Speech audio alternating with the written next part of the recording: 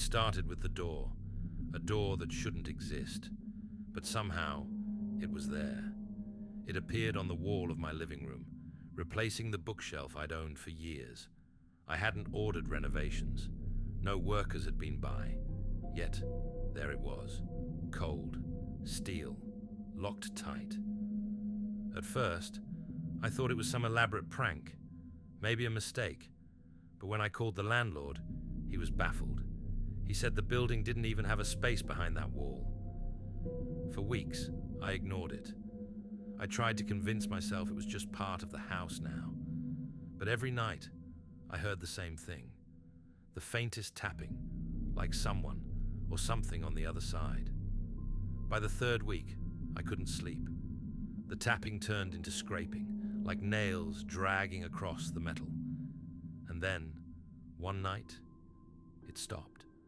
I should have felt relieved, but somehow the silence was worse. That's when I noticed the smell, metallic, sharp. It seeped through the cracks of the door. I had to know. I couldn't ignore it anymore.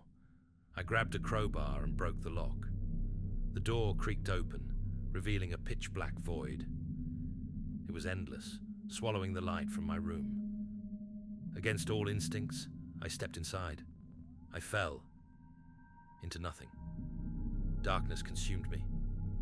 I wasn't standing or floating. I simply was. In the dark, I started to panic. My hands reached out, finding nothing. And then I felt it, cold metal beneath my fingers. The door. But I was on the wrong side.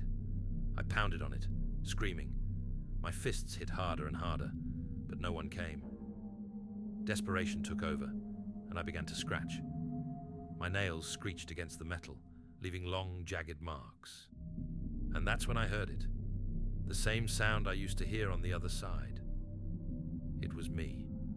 The tapping, the scraping.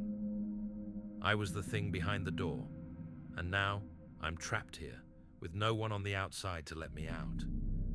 If you hear tapping in the night, don't open the door. Please, do not open the door.